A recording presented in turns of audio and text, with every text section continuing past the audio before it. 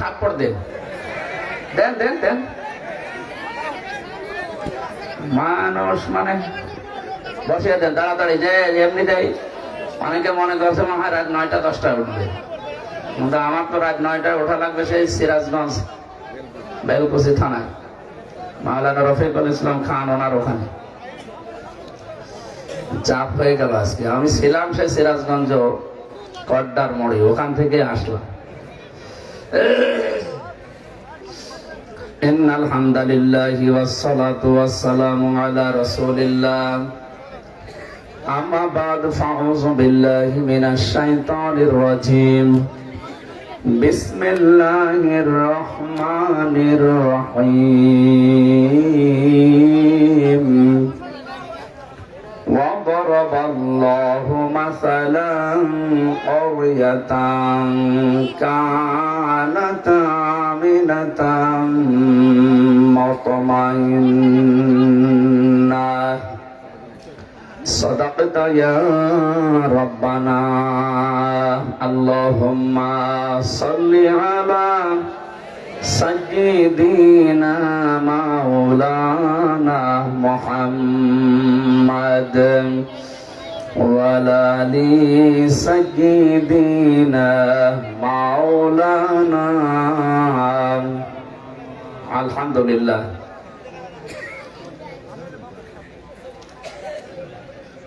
এখানে দাঁড়িয়ে আছেন কেন? বসে বসুন, বসে বসে।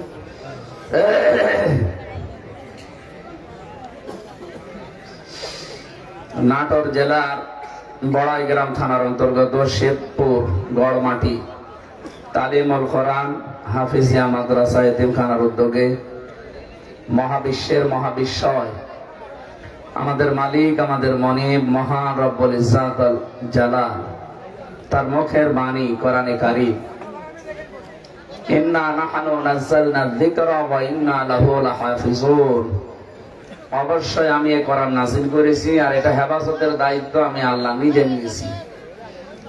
সে হিসাবে হাফেজ কোরআনে কারীমে 30 পারা যারা ধারণ করেছেন তাদের সম্মানার্থে আজকের এই পাগড়ি প্রদান অনুষ্ঠানের 14তম বাৎসরিক ঐতিহাসিক তাফসীরুল কোরআন মাহফিলের স্বনামধন্য সভাপতি আমার আরাফাতের ভাই জনাব আলহাজ আনোয়ার হোসেন দামাত বারকাতুহুল আলিয়া, সার্বিক তত্ত্বাবধানে যিনি আছেন জনাব আব্দুল আলিম সরকার,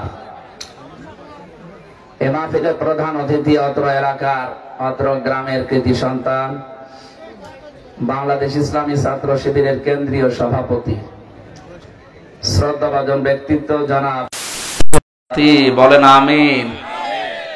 এখানে উপস্থিত আছেন বাংলাদেশ জামাত ইসলামী নাটোর জেলা শাখার সম্মানিত অ্যাসিস্ট্যান্ট সেক্রেটারি জনাব অধ্যাপক মাওলানা আব্দুল হাকিম দামাত বারকাতুহুল আলিয়া, উপস্থিত আছেন জনাব আলহাজ বজলুর রশিদ, জনাব শামসুল আলম রনি, যুগ্ম আহ্বায়ক বড়াইগ্রাম উপজেলা বিএনপি। অনেকগুলো মানুষের আপনারা নাম দিয়েছেন, আমরা সময় যেহেতু কম, জানেন কোথায় সে যশোর থেকে কড্ডার মোড়, এখান থেকে এখানে, এখানে আবার যাওয়া লাগবে বেলকুচি।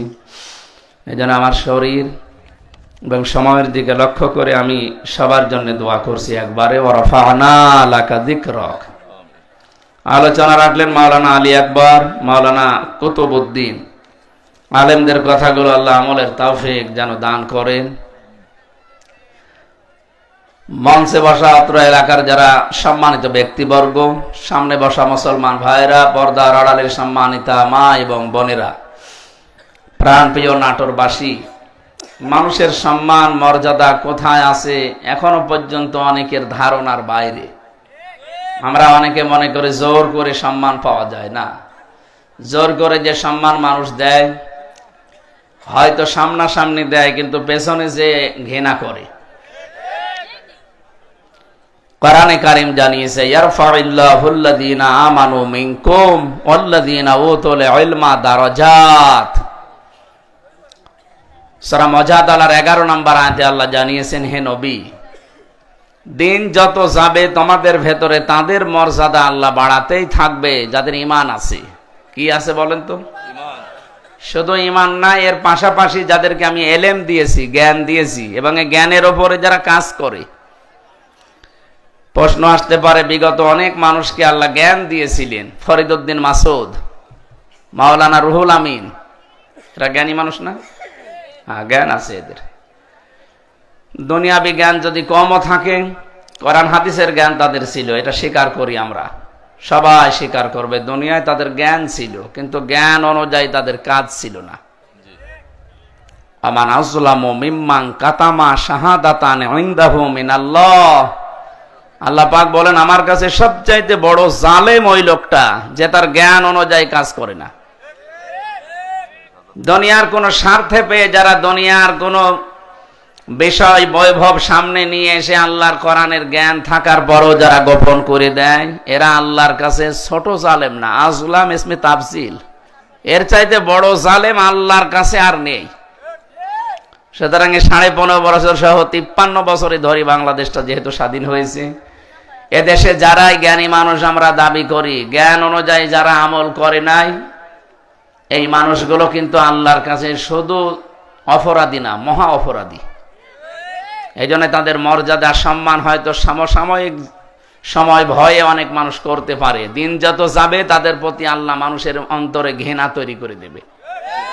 এটা যে কত নিম্ন পর্যায়ে পৌঁছাতে পারে তার বাস্তব উদাহরণ এই জাতীয় মসজিদের সাবেক খতিব, জুতা দিয়ে পিটিয়েছে মানুষ।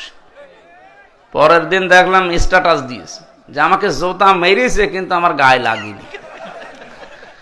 এত শয়তানও মনে হয় এত নিম্ন কথা বলে না। কি গো, লজ্জা যার নেই তার ঈমান আছে?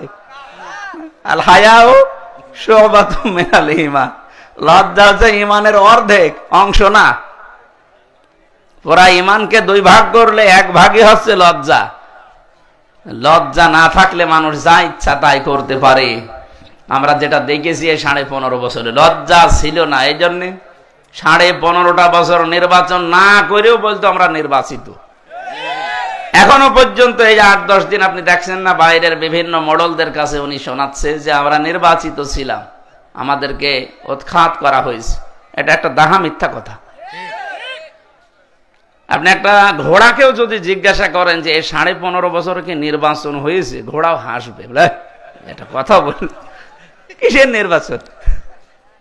নির্বাচন তো হয়, মানুষ নির্বাচিত হয় নির্বাচনের মাধ্যমে। হুয়াজতাবাকুম, তোমাদেরকে আল্লাহ নির্বাচিত করেছেন, উম্মতি মুহাম্মদ হিসাবে আমাদেরকে নির্বাচিত করেছে কে? আল্লাহ। ওমা জাআলা আলাইকুম ফিদ্দীন মিন হারাজ। এবং নির্বাচিত উম্মত যারা আমরা আছি এদেশে, এই পৃথিবীতে, দ্বীনের উপরে চলতে গিয়ে যে বাধা আসবে, ওই বাধা আল্লাহ নিজে দূর করে দেবে। আপনি কথা টের পাচ্ছেন কি বলছে? নির্বাচন হয়, এরপরে মানুষ নির্বাচিত দাবি করতে পারে। সারা দুনিয়া জানে যে 15.5 বছরে কোনো নির্বাচন হয়নি, তা আপনি নির্বাচিত হয়েছি দাবি করেন কোন কারণে? কথা বলে না কেন? এই জন্য এই 15.5 বছরে, বিশেষ করে 8 সাল থেকে 24 সাল পর্যন্ত যারা এমপি, মন্ত্রী, উপজেলা চেয়ারম্যান, মেয়র হয়েছিলেন, আমার মনে হয় তাদের নামের নিচে সাবেক এমপি, সাবেক মন্ত্রী লেখা জায়েজ নেই। কারণ আপনি তো নির্বাচিত না, আপনাকে কোন কারণে বলা লাগবে? আপনি এতটুকু লিখতে পারেন সাবেক চোর,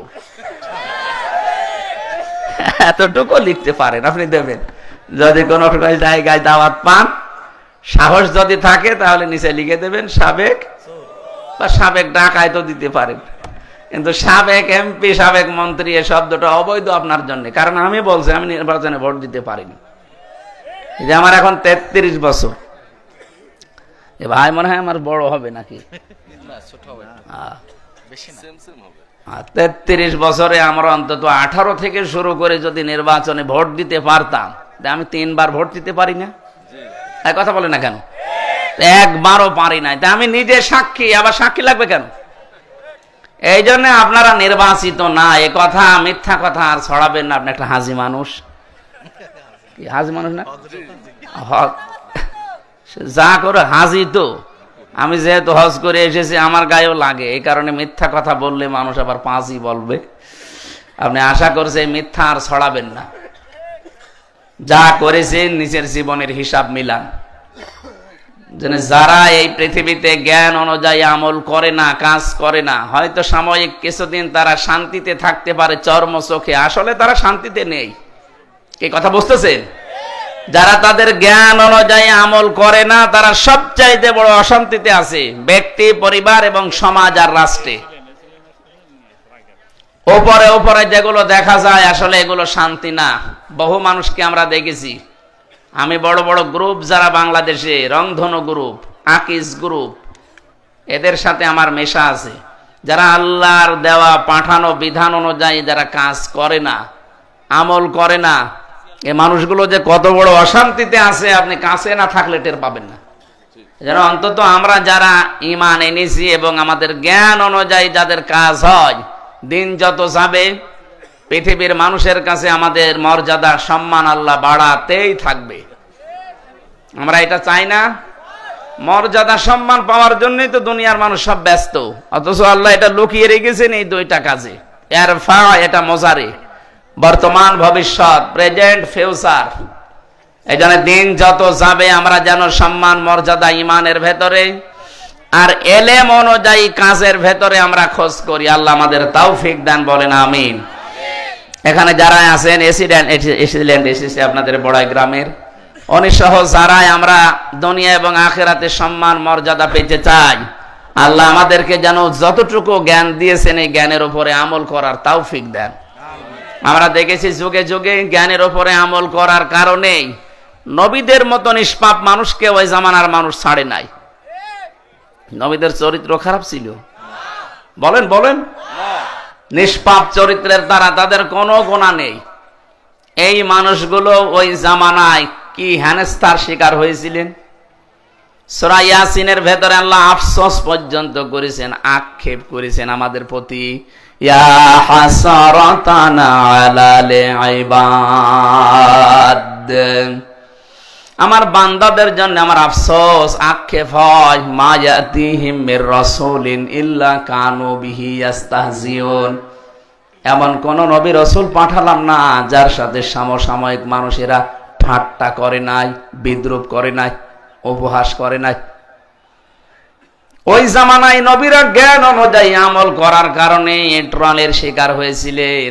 আজও সত্যিকারের অর্থে যারা জ্ঞান অনুযায়ী আমল করবে তারাও ট্রলের শিকার হবে। দেখেন না বিশ্ব মিডিয়া আজ বিভিন্ন কায়দায় সত্যিকার অর্থে যারা জ্ঞান অনুযায়ী কাজ করছে তাদের বক্তব্য পর্যন্ত কাটছাট করে জাতির সামনে উপস্থাপন করছে। এর বাস্তব উদাহরণ আমিরে জামাত ডাক্তার শফিকুর রহমান। উনি মেয়েদেরকে যে সম্মান দেয়, যে রেসপেক্ট করে, যে মর্যাদা মেয়েদের উনি দিতে চান, উনি ওই বক্তব্যই দিয়েছিলেন। অথচ তারা আগে পরের কথা বাদ দিয়ে মাঝখানের একটা শব্দ দিয়ে তাকে জাতির সামনে নারী বিদ্বেষী এই শব্দ মানুষকে বোঝাতে, যা আল্লাহ প্রমাণ করে দিয়েছে। আমার মনে হয় এই বাংলাদেশে সবচাইতে বেশি মেয়েদেরকে সম্মান দেয় তারা যারা মেয়েদের মর্যাদা বোঝে। উনি মেয়েদের মর্যাদা বোঝে না।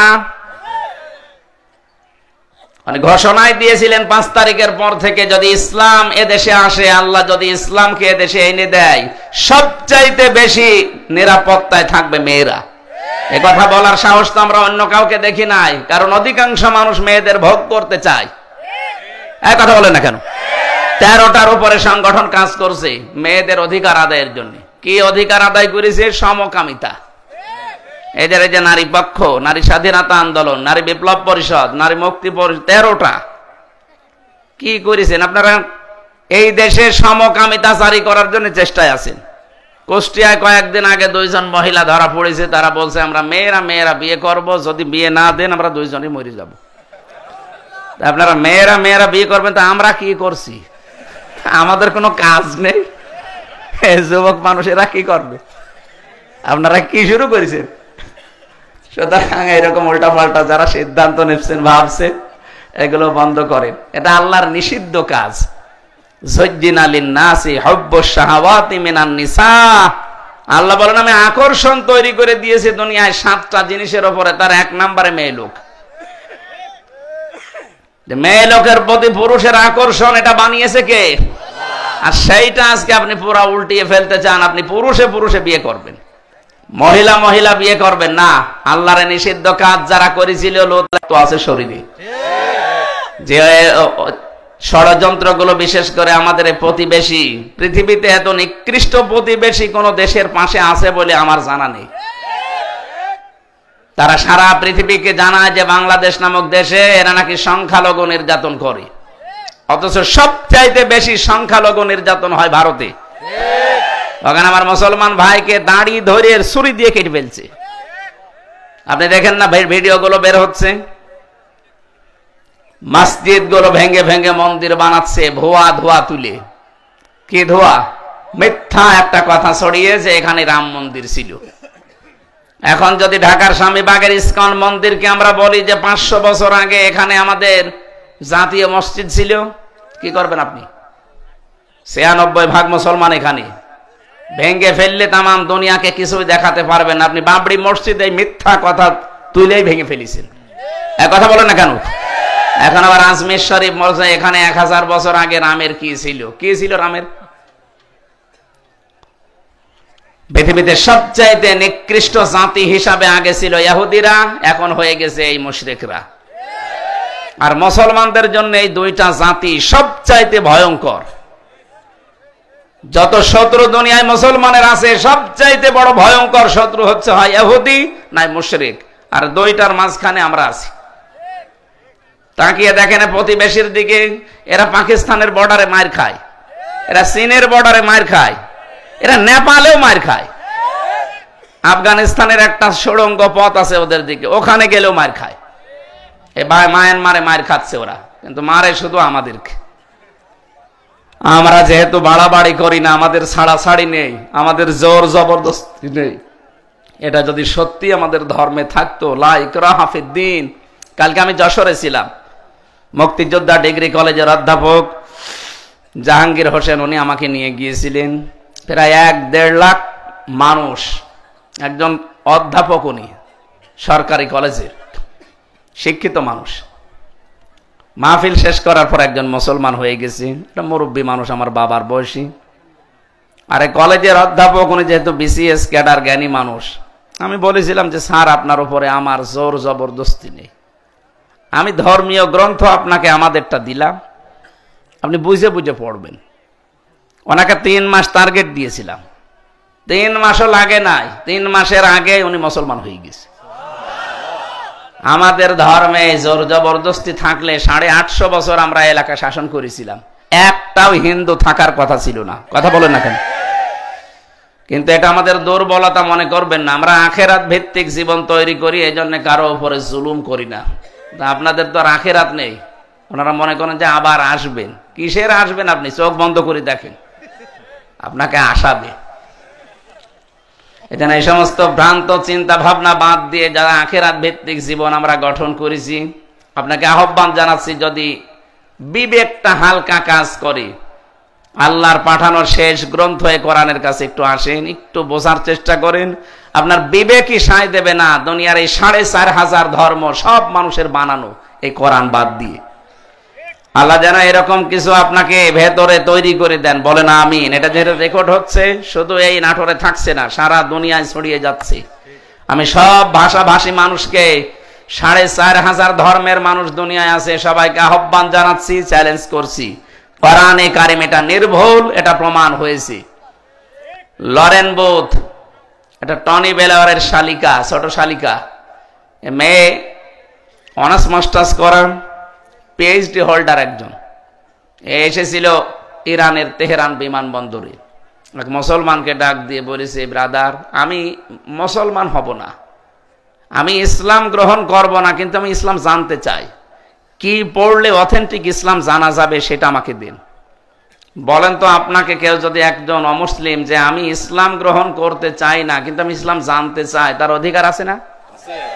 এই যে কেবল বলছিলেন না ভাই যে হাজা বায়ানুল লিন্নাস, এটা মানুষের জন্য বয়ান। হিন্দু কি মানুষ না?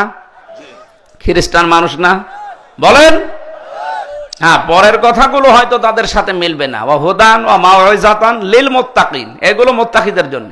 কিন্তু হাজা বায়ানুল লিন্নাস, আল্লাহ হাজা বায়ানুল লিল মুসলিমিন দেয়নি, যে মুসলমানদের জন্য এটা বয়ান। মানুষ পদবাচ্চে যারা বিবেচিত তাদের জন্য কোরআনে কারিমের বর্ণনাগুলো কে দিয়েছেন বলেন? আরো জোরে বলেন কে? উনি 3 বছর একাধারে কোরআনে কারিম তাফসীর সহ পড়েছিলেন, তাও বুঝে বুঝে, আমাদের মতো আনাকুম জানাকুম না। এক একটা শব্দের 8টা 10টা অর্থ বের করে করে শেষে 53 জায়গায় লাল দাগ দিয়েছে। সাংবাদিকরা জিজ্ঞাসা করছে, আপনি একজন খ্রিস্টান, আপনি মুসলমান হয়ে যাচ্ছেন কোন কারণে? আমি 3 বছর একাধারে কোরআন পড়েছিলাম বুঝে বুঝে। মুসলমানরা বলে আমাদের কোরআনে কোনো ভুল নেই, 53 জায়গায় আমি ভুল ধরেছিলাম আমার মন মতো, কিন্তু আল্লাহর ইশারা যেখানে ভুল ধরি দেখি তার পরের আয়াতে ওর জবাব আল্লাহ 1500 বছর আগেই দিয়ে দিয়েছে।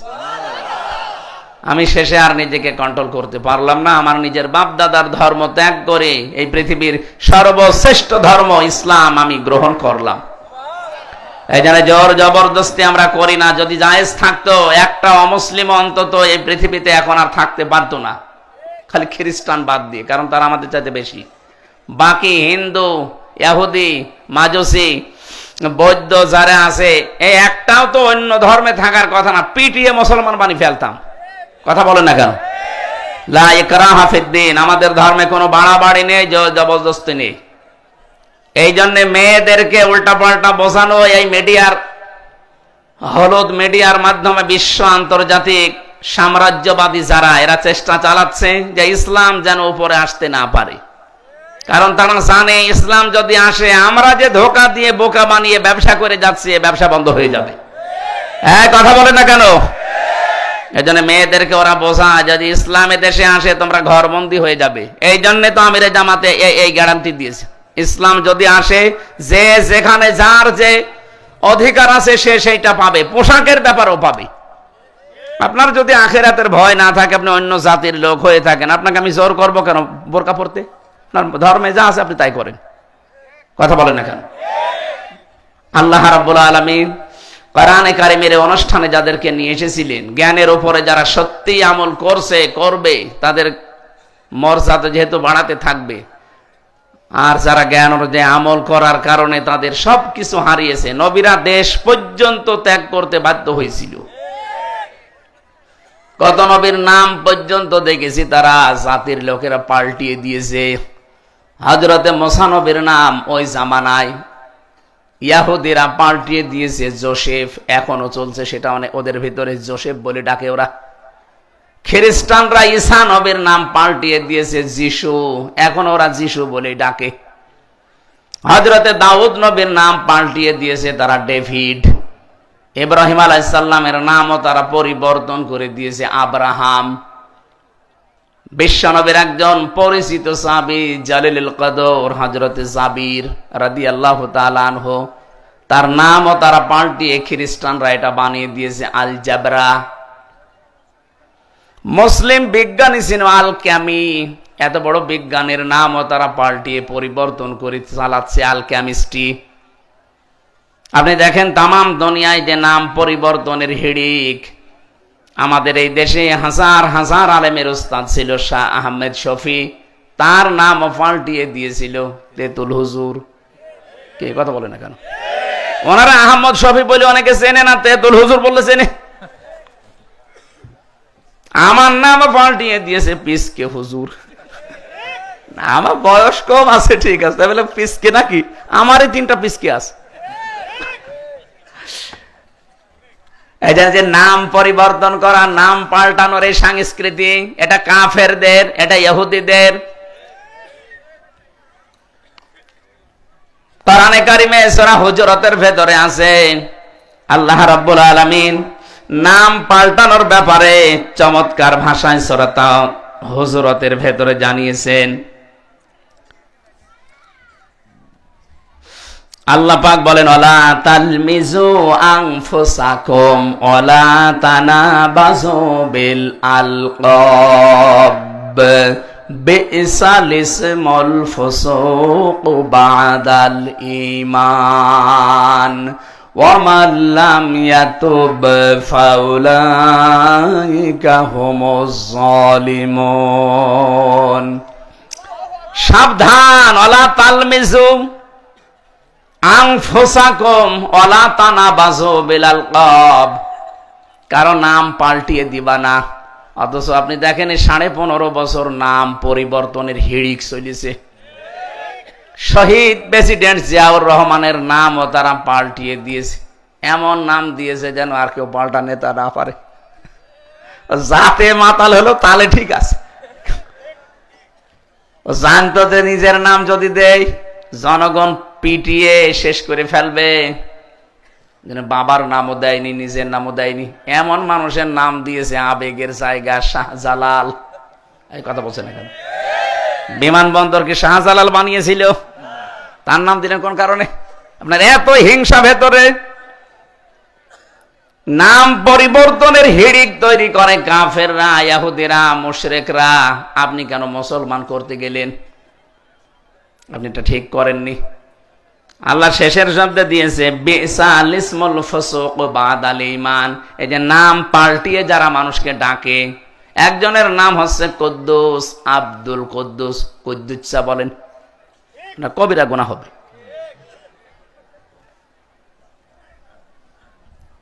কত সুন্দর সুন্দর নাম আমরা পেয়েছি, তারা পরিবর্তন করে উলট পালট করে মানুষকে ডাকে অপমান করার জন্যে। যারা এই সমস্ত হিড়িক তৈরি করেছিলেন, ওয়ামাল্লাম ইয়াতুব, ওরা যদি সত্যি তাওবা না করে, ফাউলাইকা হুমুজ জালিমুন, ও মানুষগুলো মরে গেলে জালিম হয়ে মরবে। আর মরছেও। দেখেন, যারা নাম পরিবর্তনের সাথে 15.5 বছরে ওতপ্রোত ভাবে জড়িত ছিল, অধিকাংশ গুলো জালিম, আর মরেও যাচ্ছে জালিম হয়ে। আপনারা কাজ যেহেতু ঠিক করেননি, আমরা কোরআন এবং হাদিসের চোখ লাগিয়ে দেখতে পাচ্ছি, এই নিয়মটা যেন সামনে আর না আসে। যে যেখানে আছে তার সম্মান দিয়ে চলা লাগবে। কথা বলেন না কেন? আন্দাজে নাম পাল্টিয়ে কি পেলেন আপনি? কয়েকদিন আগে আমি মৌলভী বাজার থেকে ওরা আমাকে নামিয়ে দিতে চাচ্ছিল, মাহফিল ধরতে পারবো না এই কারণে। ব্রাহ্মণবাড়িয়া যখন পার হচ্ছিলাম, পাইলটকে বললাম এই যে হুকটা একটু সরিয়ে দিলে, ভাই হাত দেবেন না, ওখানে হাত দিলে যদি সরে যায় আপনি পড়ে যাবেন। মনে মনে ভাবছিলাম, আল্লাহ, যারা 2 বোন পালিয়ে গেল একটু যদি সরে যেত তাহলে যে কোনো এক জায়গায় হয়তো পড়তো।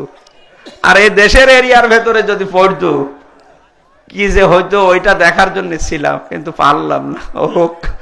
ওকে মনে হয় হাত দেয়নি, আমি না বুঝে হাত দিতে যাচ্ছিলাম, পাইলট আমারে বাঁচিয়ে দিয়েছে। হাত দেবেন না, হাত দিলে যদি টান দেন আপনি কিন্তু পড়ে যাবেন। কি ঘৃণা জন্মিয়েছিল মানুষের, যারা এরকম স্বৈরাচার। এই যে গতকালকে একজন পড়ে গেছে, কথা বলে না কেন? এই 3 মাসের ভেতরে 4 মাসের ভেতরে 2টা স্বৈরাচার দুনিয়া থেকে বিদায় নিল। কিয়ামত পর্যন্ত এরকমই হবে, যারা স্বৈরাচার তারা এমন ভাবে বিদায় নেবে, তামাম দুনিয়া শুধু দেখবে, ঘৃণা ছাড়া কিচ্ছু ছড়াতে পারবে না। এর আগে আশরাফ ঘানি পালিয়েছে না? কথা বলে না কেন? ফিরে এসেছে। আর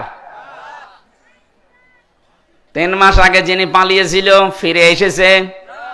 ওই যে গতকালকে যিনি পালিয়েছে ফিরে এখনো এসেছে। পৃথিবীর ইতিহাসে এইটাই বলে, যারা পালিয়ে যায় ওদের যে সৎ সাহস নেই, এই জন্য আর ঘুরে আসে না। 805 বছর আগে লক্ষণ সেন পালিয়েছে, আজও আসেনি।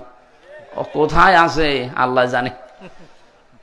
যারা পালিয়ে যায় তারা ফিরে আসে না। সুতরাং এনার কথা শুনে যারা আজস্কানিতে পা দিয়ে দেশটা অশান্ত করার চেষ্টায় আছেন, আপনি থামবেন, জীবনও ফিরে আসবে না। ফিরে আসলে পৃথিবীর ইতিহাস পাল্টিয়ে যাবে। এক কথা বলেন না কেন? পৃথিবীর ইতিহাস পাল্টিয়ে যাবে ফিরে আসলে, আসবে না। এদের বড় বড় মহারথী যখন ফিরে আসে না, ওরা আসবে কি করে?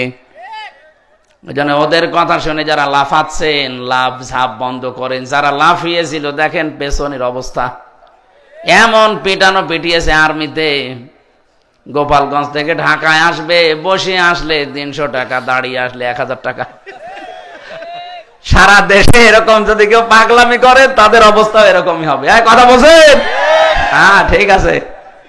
সুতরাং নাম পাল্টানোর হিড়িক এটা মুশরিকদের, এটা ইহুদিদের, এটা খ্রিস্টানদের। আমরা মুসলমান হয়ে অনেকে এটা আরম্ভ করেছিলাম।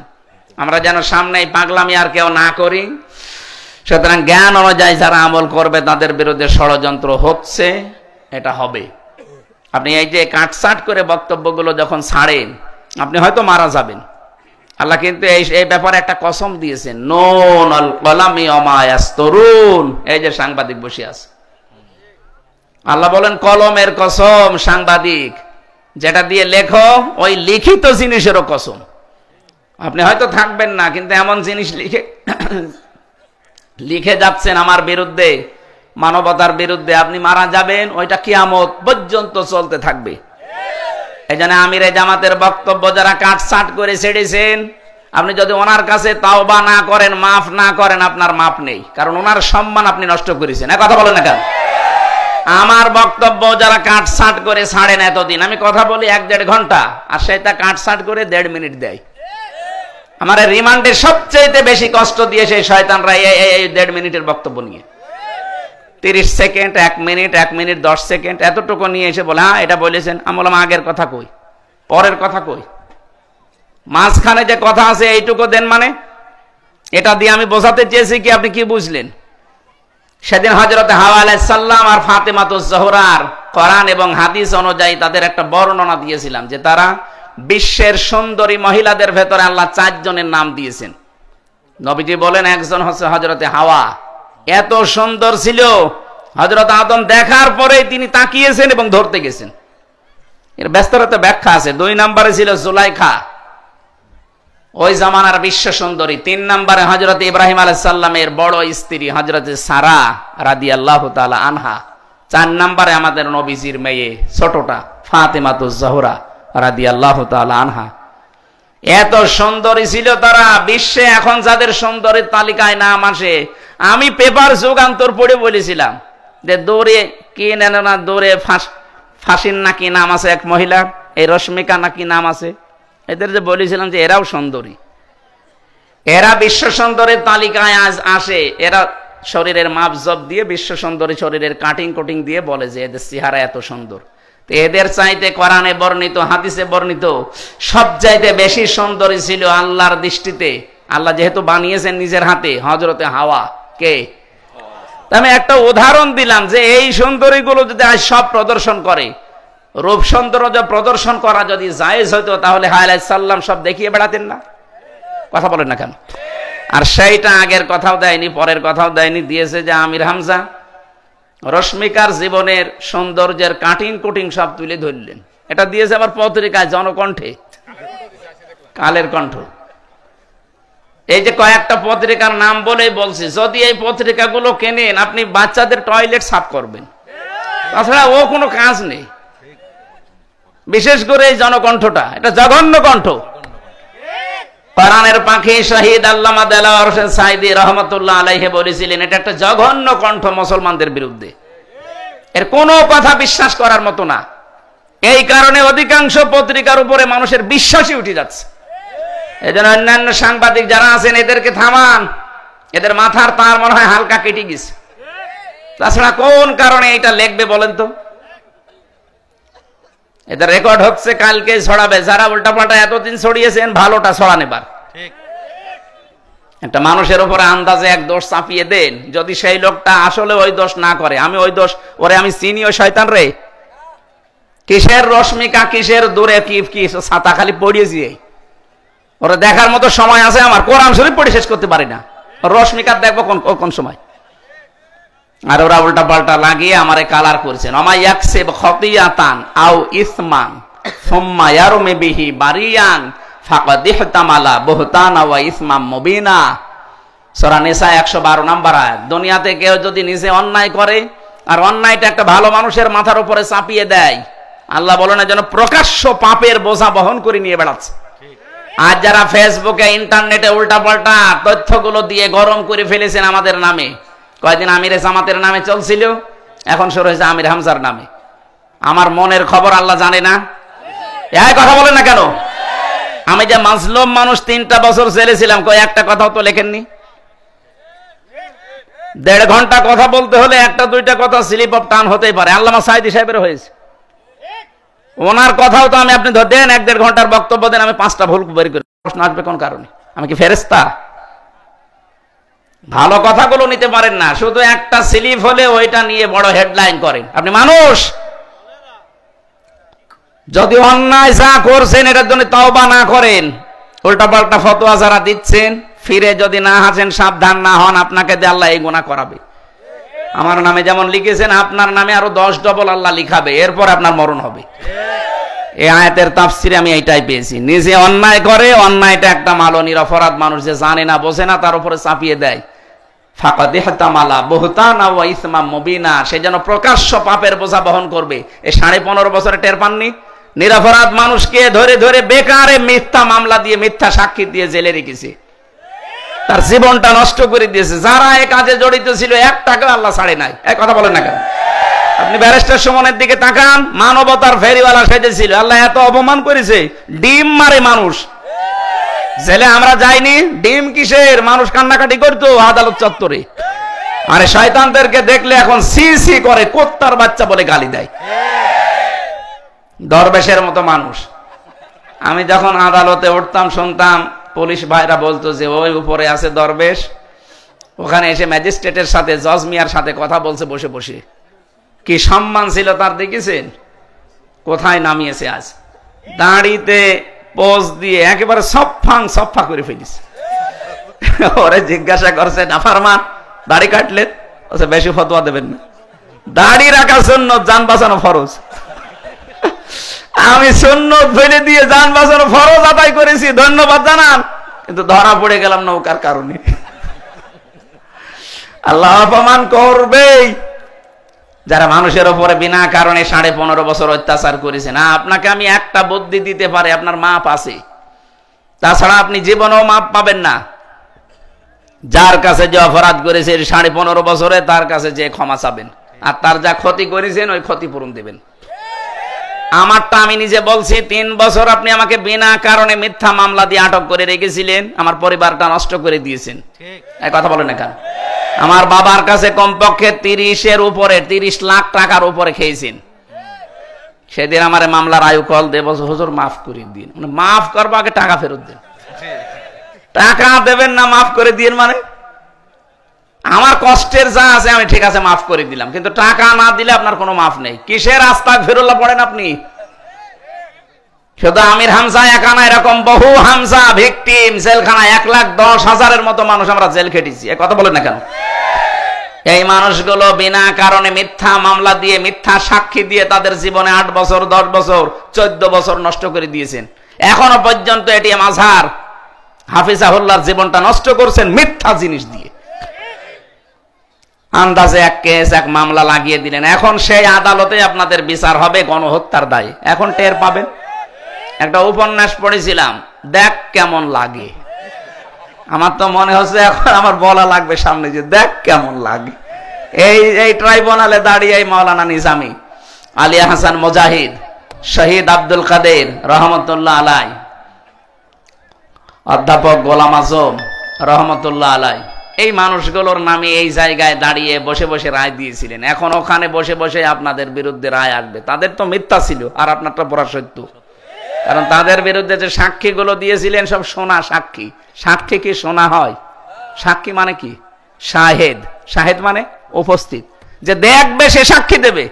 আর জন্ম 75 সালে, সাক্ষী দিয়েছে 71 সালে। কি গো?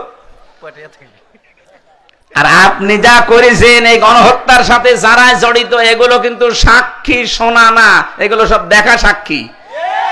কথা বলেন না কেন? এই 14 জন আমার কুষ্টিয়ায় জায়গায় মারা গেছে 5 তারিখ, এটা আমার দেখা সাক্ষী। আমি সাক্ষী দিতে পারবো না, আমি তো আর শুনে দিইনি, আমি দেখে দেখে দিচ্ছি।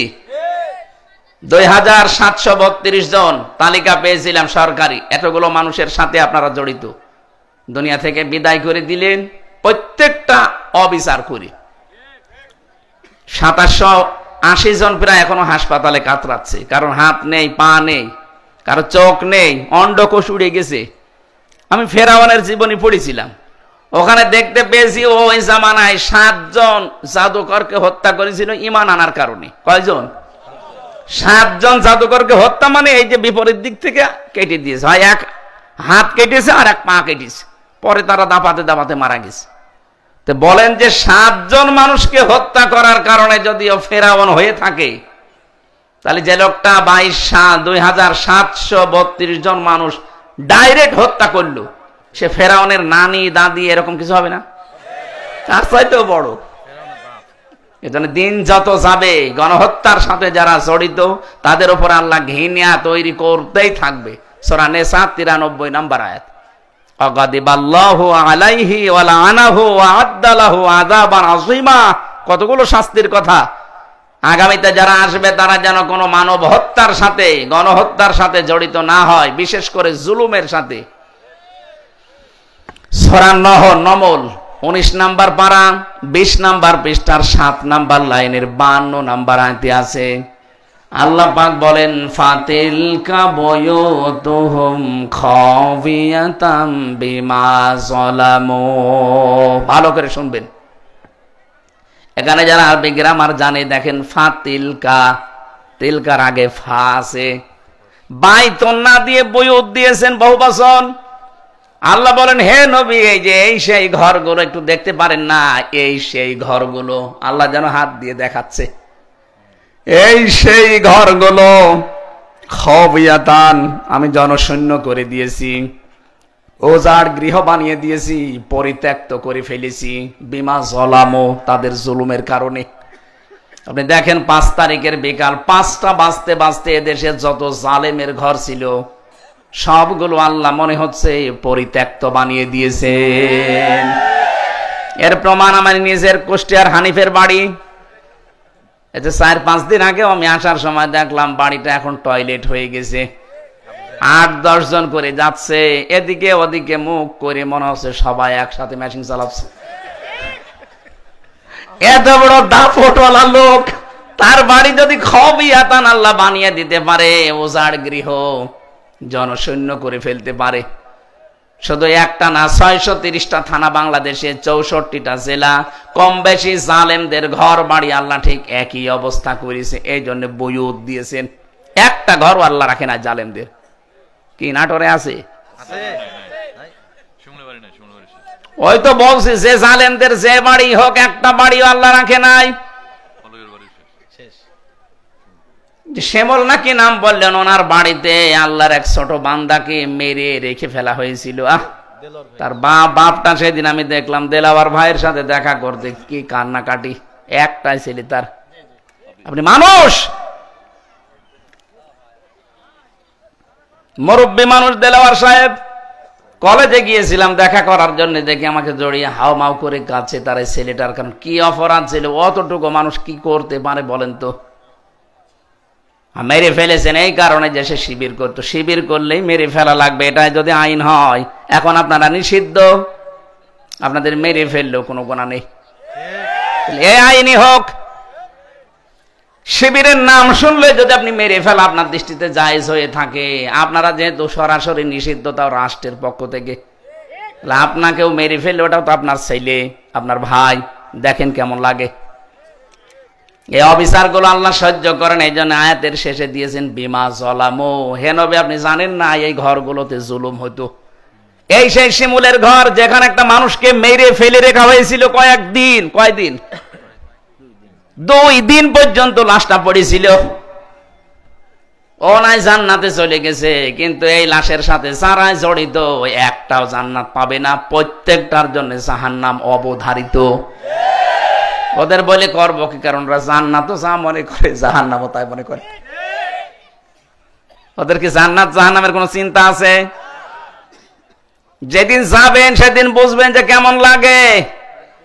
অমাইয়াকতুল মুমিনাম মুতাআম্মিদান ফাজাযাউহু জাহান্নাম খালিদান ফিহা।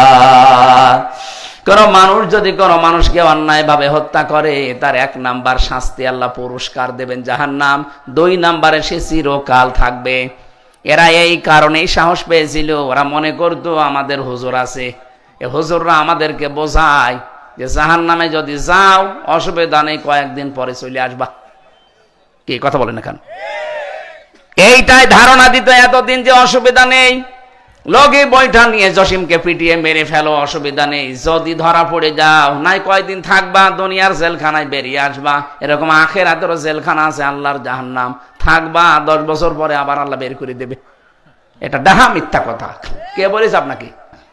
আপনি জেনে শুনে কোন কবিরা গুনাহ করবেন, শিরিক করবেন, কুফরি করবেন, আপনার তো ঈমানই নেই, তা আপনাকে নিয়ে আসবে কি করে? ইউরিদুনা আইয়াখরুজু মিনান নার ওয়া মা হুম বিখারিজিনা মিনহা ওয়া লাহুম আযাবুম মুকিম। এটা সূরা মায়েদার 37 নম্বর আয়াতে আছে। তারা চাইবে জাহান্নাম থেকে বের হতে, আল্লাহ বলেন না, ওদেরকে আমি আবার ফিরিয়ে দেব।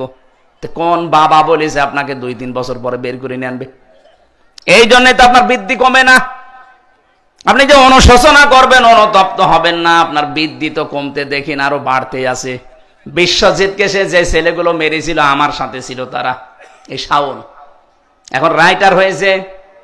আমি দেখেছিলাম এই যে ওর এখন ফাঁসির আসামি ছিল, এখন যাবজ্জীবন 30 বছর জেল খাটা লাগবে, কিন্তু বৃদ্ধি কমেনি। আমি বললাম আপনি এরকম একটা মানুষকে মেরে ফেললেন, ও তো বলেছিল যে ভাই আমি শিবির টিবির না, আমি একটা হিন্দু মানুষ, তারপরও আপনি কব দিলেন। ও বারবার বলেছিল যে ভাই আমি কিসের শিবির, কিসের জামাত, আমি তো মুসলমানই না, আমি একটা হিন্দু। আপনার যদি বিশ্বাস না হয় দেখেন, আমি কিন্তু ফুল হাতা। ও বলেছিল, হাতাও বলে নাই, ও বলেছিল যে আমি ফুল হাতা, আপনাদের মতো আমি হাফ হাতা না, এরপরও ছাড়ি নাই। অন্যায় করার পরে মানুষ একটু অনুশোচনা করে, এই শয়তানদের ভেতরে অনুশোচনাও নেই। এখন এই যে দিনের পর দিন 30 বছর বলেন কম, খেয়ে না খেয়ে এখন থাকা লাগবে, কারণ ওর তো বাইরে সব শেষ। খুলনায় বাড়ি, গরিব মানুষের ছেলে, জীবনটা শেষ করে দিল যাদের কারণে, এখন তাদের গালি দিয়ে লাভ আছে? এই জন্য তো সতর্ক করি, এমন মানুষের সাথে থাকবেন না যাদের কাছে গেলে অস্ত্র তুলে দেয়। কথা বলে না কেন? বিমা সালামও দেওয়ার কারণ আমি পেয়েছি তাফসিরে, আল্লাহ যেন আমাদেরকে তা দেখাতে চান, ইন্না ফি যালিকা লাআয়াতাল লিকাউমিন ইয়ালামুন। এখানে যারা আলেম থাকবে তারা বুঝবে, লা তাকিদ লামে। আল্লাহ বলেন এর ভেতরে শিক্ষা আছে জ্ঞানীদের জন্য। কি শিক্ষা? 15.5 বছরে ওদের যে শিকড় কত নিচে ছিল আপনি টের পাননি। এদেশে যারা রাজনীতি করে তাদেরকে জিজ্ঞাসা করেন ওদের শিকড় কত নিচে ছিল। 15.5 বছর একেবারে দারোয়ান থেকে সংসদ পর্যন্ত প্রতিটি জায়গার শিকড় গেড়েছিল।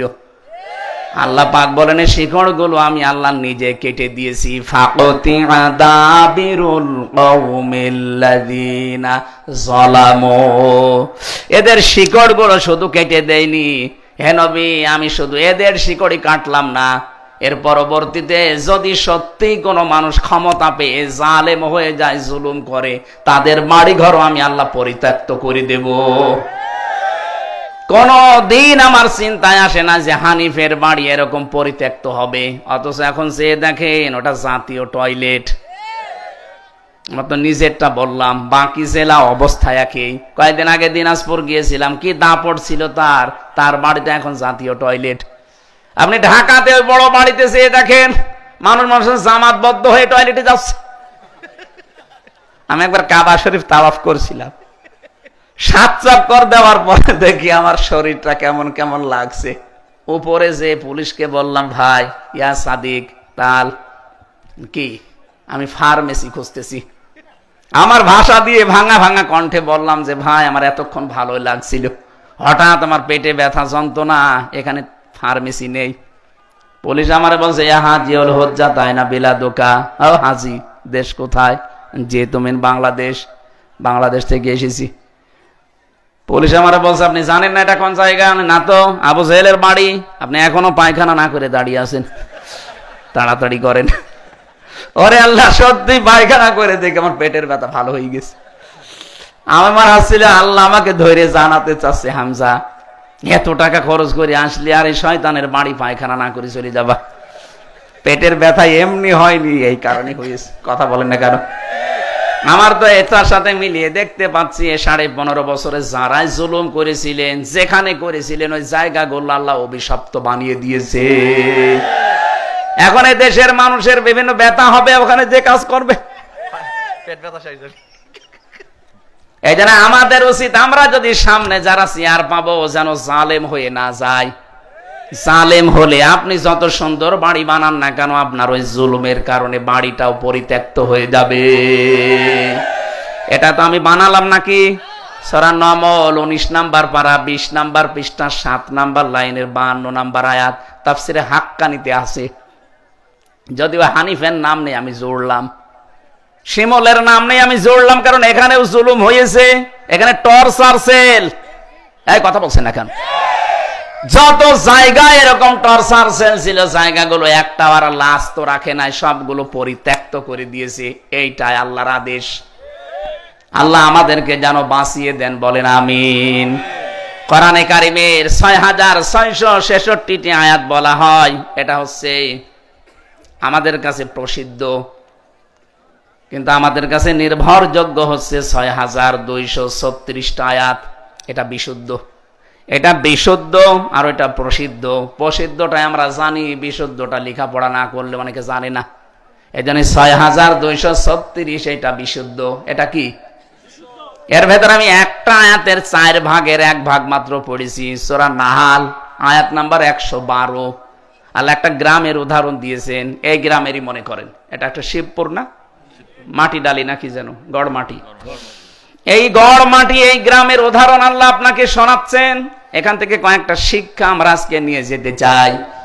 জবান ছেড়ে কোরআনের আয়াতটা একটু আগে পড়েন। আউযু বিল্লাহি মিনাশ, পাখা নেই এখানে, ভেতরে ঘেমে যাচ্ছে তো,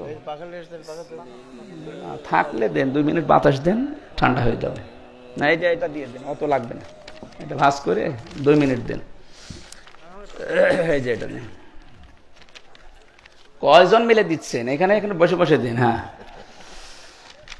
বিসমিল্লাহির রহমানির রহিম।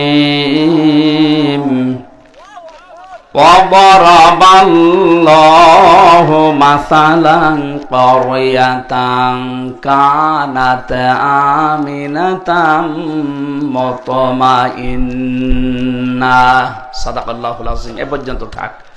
সূরা নাহাল কোন সূরা জানো? নাহাল মানে মৌমাছি। নাহাল মাছে কি? এ সূরার নামকরণ আল্লাহ কেন করেছেন? আমি শুধু নামকরণটা বলে তাফসিরে যাচ্ছি।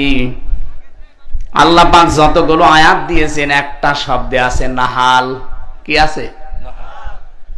ওয়া রাব্বুকা ইলান নাহালি। আল্লাহ বলেন আমি নাহালের প্রতি ওহী করেছিলাম, মৌমাছির প্রতি। আনিত্তাখিদি মিনাল জিবালি বুয়ুতাও ওয়া মিনাশ শাজারি ওয়া মিম্মা ইয়ারিশুন। তোমরা বসবাসের জন্য 3টা জায়গায় বাসা বাঁধবে। একটা মানুষের ঘরের চালে, কার্নিশে, ছাদে, 2 নম্বরে গাছের ডালে, 3 নম্বরে পাহাড়ে। নবী আপনি দেখবেন এই 3টা জায়গা ছাড়া ওরা কোনো জায়গায় বাসা বাঁধে না। মৌমাছিকে আদেশ করেছিলেন আল্লাহ কয়বার? বলেন বলেন। একটা আদেশ করেছিলেন মাত্র একবার। কিয়ামত পর্যন্ত তারা এই আদেশ মেনে চলবে, কোনো ব্যত্যয় হবে না। আর আমাদেরকে আল্লাহ আদেশ দিয়েছেন 500। কত? একটা আদেশ আমাদের জীবনে নেই। ওদেরকে একবার মাত্র একটা আদেশ করে যদি কিয়ামত পর্যন্ত ওরা ফলো করতে থাকে, এই জন্য কোনো অশান্তি নেই ওদের। আমাদেরকে আল্লাহ 500 দিয়েছেন ভালোবেসে। যদি 5টাও আমরা এই দেশে আমল করতে পারতাম, এই দেশের যত অশান্তি সব দূর হয়ে যেত। আমরা গ্যারান্টি দিতে পারি, কোরআনে কারিমে যে এখন সংবিধান সংস্কার চলছে, সারা দেশ থেকে অনেকে আওয়াজ তুলছে, আমরাও আওয়াজ তুলতে চাই।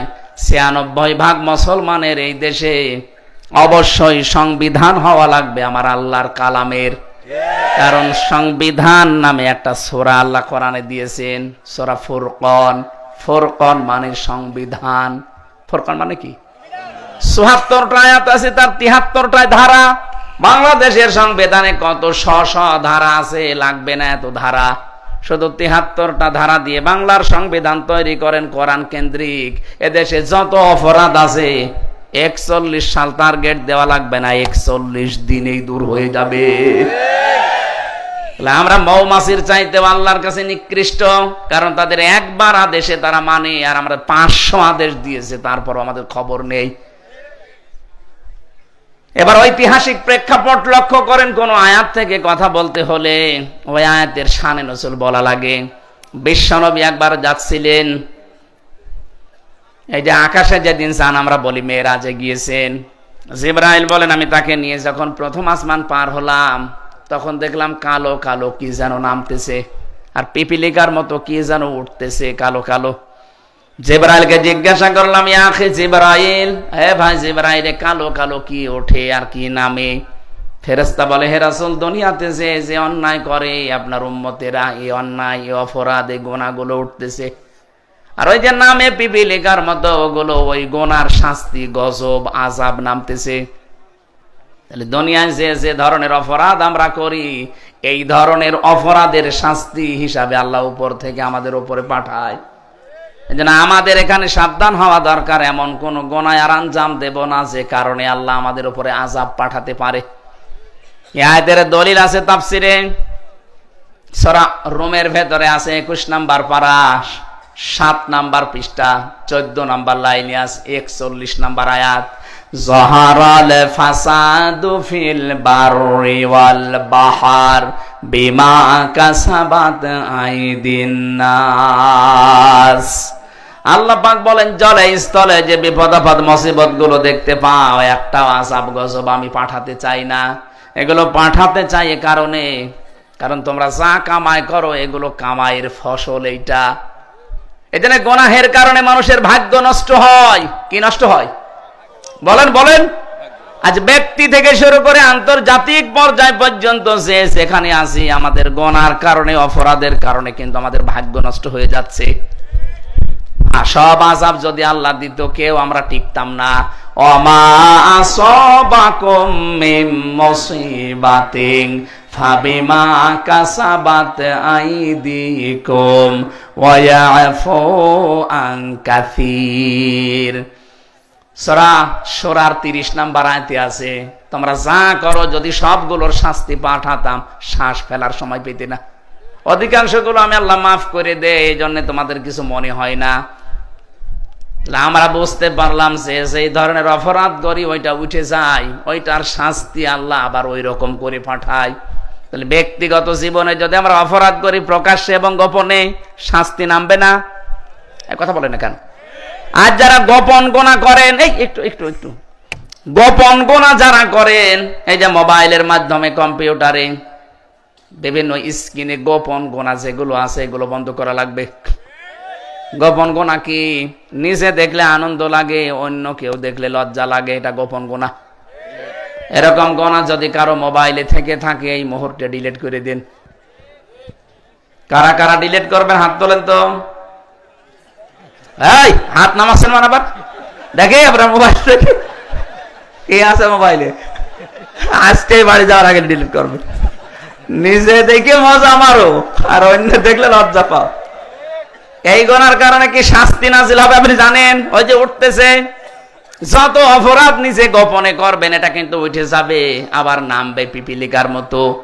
এই নামবে না? এক নাম্বারে নামবে আপনার চেহারার উজ্জ্বলতা নষ্ট হয়ে যাবে।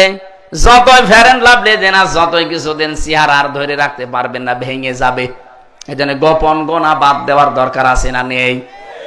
পারিবারিক জীবনে যে গুনাহগুলো হচ্ছে, একজন নেককার স্ত্রী মেয়েরা যারা এসেছেন আপনার একটা ওয়াজই যথেষ্ট।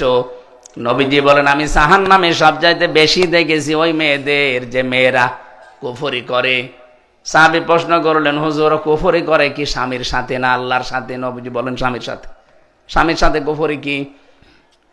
স্বামীর সাথে কুফরি হচ্ছে এইটা, স্বামী সারা জীবন আপনাকে ভরণ পোষণ ঠিক মতোই দিচ্ছে, হঠাৎ একটা কিছু কম পড়ে গেলে আপনি বদনাম করেন, বরদোয়া দেন।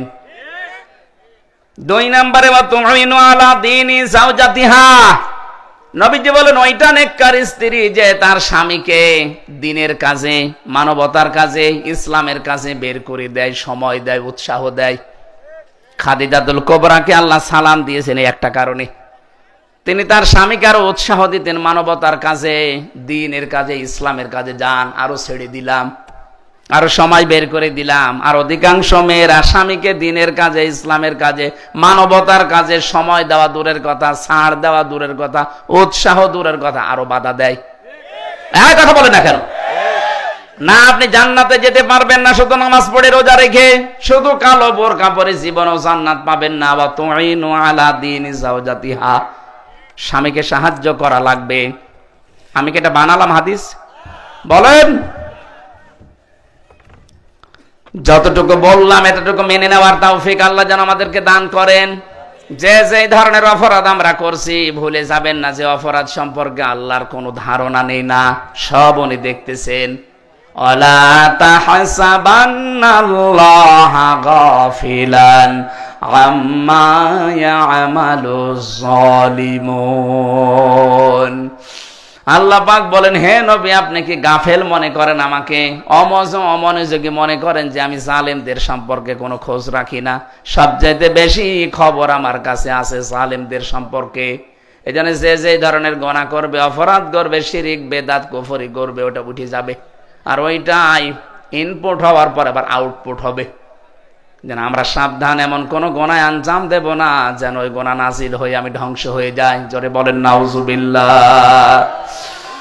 ওয়ালাউ আন্না আহলাল কুরআ আমানু ওয়াত্তাকাউ লাফাতাহনা আলাইহিম বারাকাতিম মিনাস সামাই ওয়াল আরদ। রব্বুল আলামিন বলেন, দেশের লোকেরা, জনপদের লোকেরা, গ্রামের লোকেরা যদি আল্লাহর উপরে সঠিক ঈমান আনার পর এ মানুষগুলো যদি তাকওয়া অবলম্বন করত, আকাশ আর জমিনের সব বরকতের দরজা আমি আল্লাহ তাদের জন্য খুলে দিতাম। জোরে বলেন সুবহানাল্লাহ। আল্লাহ এই দৃশ্য যেন আমাদেরকে সামনে দেখান, এটা দেখার জন্য আমরা আছি। এই দৃশ্য দেখতে হলে ঈমান মজবুত করা লাগবে, তাকওয়া অবলম্বন করা লাগবে সব জায়গায়। আজকের এই মাহফিলটা দিয়েছে ওনারা মাদ্রাসার উদ্দেশ্যে, আর আমার উপর আজকে একটু জুলুমি হয়ে যাচ্ছে। আমার শরীর সময়ের দিকে লক্ষ্য করে আমরা আগামীতে আবার আসবো। রাতের বেলা একটা মাহফিল নিলে কথা বলবে। মাহফিলের যারা টাকা পয়সা দেওয়ার একটা নিয়ত করে এনেছিলেন, টাকাগুলো বাড়ি নিয়ে বিপদে পড়বেন। এই জন্য যারা যাচ্ছে কমিটির, এনাদেরকে আগে দিয়ে দেন, আগে দেন। 2-3 মিনিট সময় দিচ্ছি। তাড়াতাড়ি যাও। কেউ যাবেন না, মোনাজাত দিয়ে যাবেন। কেউ যদি যান আপনার খবর আছে। আমার এত কষ্ট দেবেন আর আপনারা চলে যাবেন মানে? হ্যাঁ, ব্যাগ যাদের আছে এদেরকে পাঠিয়ে দেন, কেউ যেন বাদ যাবেন না। হ্যাঁ, আপনার টাকা যদি কোরআনের পেছনে ব্যয় না হয় তো কোথায় ব্যয় করবেন আপনি টাকা পয়সা? হ্যাঁ, আব্দুল হাকিম সাহেব আজকের মাহফিলে এসেছেন, আপনাদের এমপি পদপ্রার্থী এই আসনের 3000 দিয়ে গেছে আপনাদের মাদ্রাসায়। আল্লাহ যেন সফলতার স্বর্ণ শিখরে তাকে পৌঁছিয়ে দেন। আল্লামা দেলাওয়ার হোসেন সাইদের জন্য দোয়া চেয়ে 1000 টাকা পাঠিয়েছেন জুলহাস ভাই, আল্লাহ কবুল করুন। গোপালপুর থেকে। আর কে সভাপতি? কে কি নাম যেন? আনোয়ার ভাই, আমার আরাফাতের ভাই আনোয়ার ভাই, আলহাজ আনোয়ার হোসেন 10,000 টাকা। জোরে বলেন মারহাবা। আল্লাহ যেন কবুল করেন এবং তাকে বিপদ আপদ থেকে বাঁচিয়ে দেন।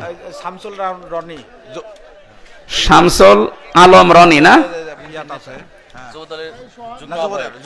শামসুল আলম রনি, যুগ্ম আহ্বায়ক, বড়াইগ্রাম উপজেলা বিএনপি, 5000 টাকা পাঠিয়েছে। আল্লাহ যেন কবুল করেন, যে উদ্দেশ্যে দিয়েছেন আল্লাহ যেন পূরণ করেন। বলেন আমিন। আর কেউ দেওয়ার মতো থাকলে বলেন। ভাই, যারা অতিথির নাম দিয়েছে কাদের? এরা কই? হ্যাঁ, কারে নাম নিয়ে বসে আছেন মানে? চেয়ারের ভাড়া তো দেবেন। হ্যাঁ, নজরুল ইসলাম ভাই 2000 পাঠিয়েছেন। আল্লাহ আলহামদুলিল্লাহ। আব্দুল মমিন পরামানিক 2000। মোহাম্মদ আল আমিন নগদ 5000 টাকা পাঠিয়েছেন। মোহাম্মদ মন্না নগদ 500 টাকা, বাকি 1 মন ধান দিয়েছেন। নগদ 2000 টাকা, বাকি 1 মন ধান আনসার ভাই। জাফর মোল্লা নগদ 2000। শামীম 500 টাকা পাঠিয়েছেন পিতামাতার জন্য। অলি হক পরামানিক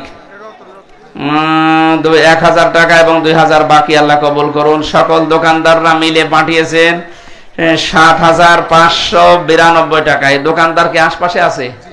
আল্লাহ তাদের ব্যবসা বাণিজ্যে বরকত দাও, আমিন। তাদের অভাব দূর করে দাও। লিটন ভাই, অলি হক 3000 টাকা পাঠিয়েছেন। লাইজু ভাই 600। মোহাম্মদ বরান ভাই 1000 টাকা পাঠিয়েছেন।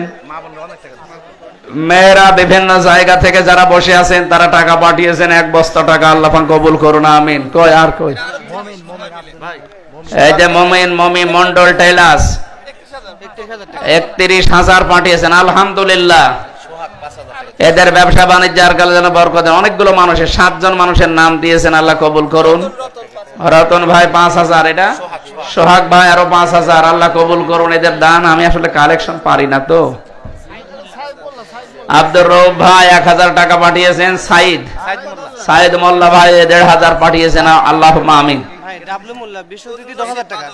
হ্যাঁ, বজলুর রশিদ বাদল ভাই 5000 টাকা, জোরে বলেন মারহাবা। আল্লাহ যেন কবুল করেন, যে উদ্দেশ্যে দিয়েছেন মঞ্জুর করেন। আর কি ডাবলু মোল্লা বিশেষ অতিথি 10,000 টাকা।